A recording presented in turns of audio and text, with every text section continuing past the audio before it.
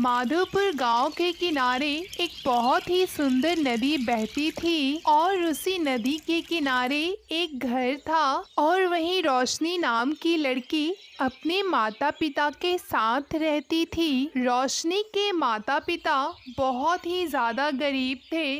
मुश्किल से वो 2 वक्त का खाना जुटा पाते थे, लेकिन वो मेहनत करना कभी भी नहीं छोड़ते थे। रोशनी के पिता बलदेव हर वो काम करता जिससे वो अपने परिवार का पेट भर सके। कभी वो खेतों में काम करता, कभी वो किसी के दुकान पर मजदूरी करता, या तो फिर वो जंगल से लकड़ियां तोड़कर उन्हें बाजारों में अच्छे दामों पर बेचा करता था। इतनी मेहनत करने के बाद भी उसे अच्छे खासे रकम नहीं मिल पाते थे।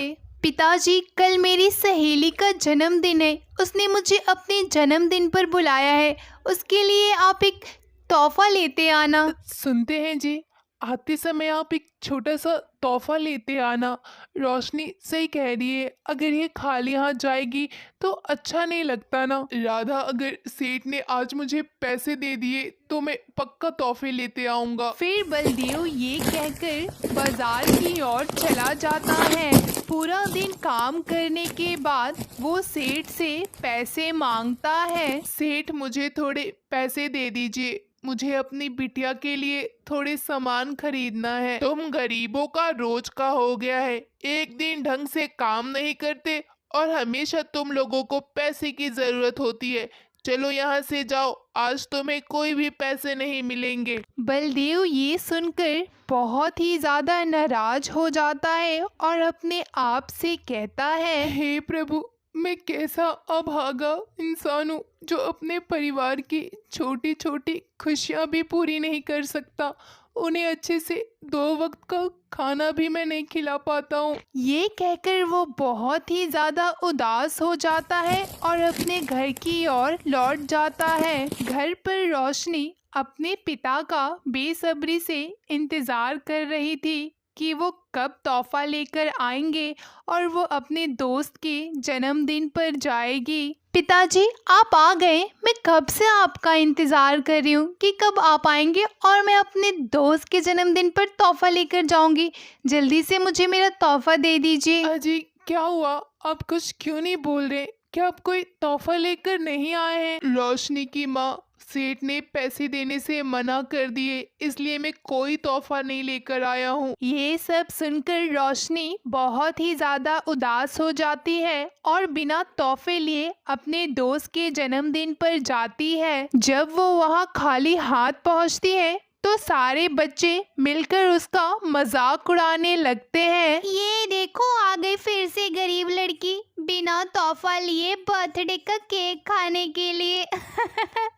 ये कहकर सारे मिलकर रोशनी पर जोर जोर से हंसने लगते हैं। ये सब देखकर रोशनी बहुत ही ज्यादा उदास हो जाती है और अपने घर की ओर चली जाती है। क्या हुआ बेटा, तुम इतनी जल्दी कैसे आ गई? माँ, हम इतने गरीब क्यों हैं? सारे लोग मेरा मजाक उड़ाते हैं। कोई भी मेरा दोस्त नहीं बनना चाहता। सब मुझे गरीब लड़की कह के बुलाते हैं और सबने मुझे जन्मदिन पर से भी भगा दिया और मेरे पास कोई दूसरा नया कपड़ा भी नहीं है माँ। ये सब सुनकर रोशनी की माँ बहुत ही ज्यादा उदास हो जाती है। अजी, सुनते हैं, हम कितने बदनसीब माता पिता हैं जो अपने एक लौते बच्चे की कोई भी ख्वाहिश पूरी नहीं कर पाते, उसे 2 वक्त का अच्छे से खाना भी नहीं खिला पाते। हाँ, तुमने सही कहा, मुझे भी अपनी बेटी की बहुत ज्यादा चिंता है, लेकिन मैं कर भी क्या सकता हूँ। मैं सोच रही थी मेरे पास जो गहने हैं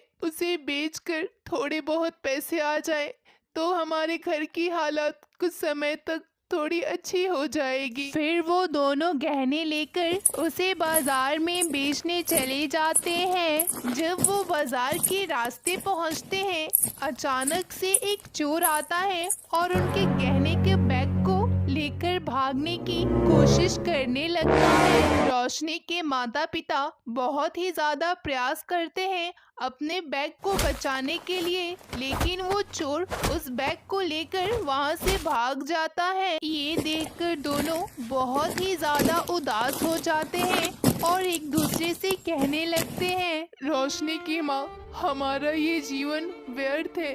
हम अपने बेटे की छोटी छोटी ख्वाहिशें भी पूरी नहीं कर सकते। इससे अच्छा तो होगा कि हम दोनों को मर जाना चाहिए। सही कहा आपने। अब हमारे पास दूसरा कोई रास्ता भी नहीं है। जो थोड़े बहुत गहने बचे थे वो भी चोर लेकर भाग गया। अब हम अपनी जिंदगी कैसे काटेंगे? ये कहकर दोनों अपने गांव की नदी की तरफ चले जाते हैं।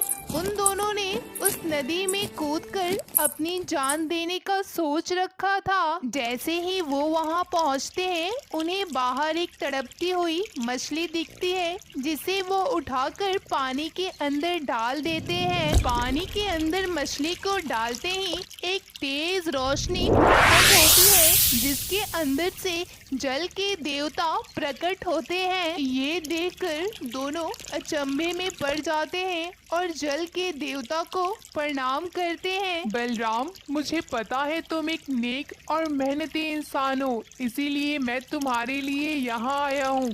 ये जादुई संदूक मैं तुम्हें देता हूँ।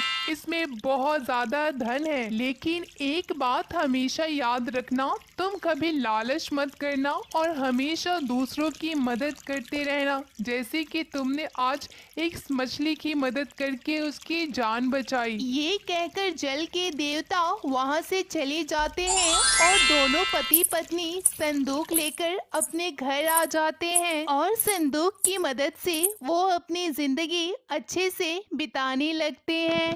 अगर आपको भी हमारी कहानी अच्छी लगी हो तो जल्दी से वीडियो को लाइक और हमारे चैनल को सब्सक्राइब कर दें।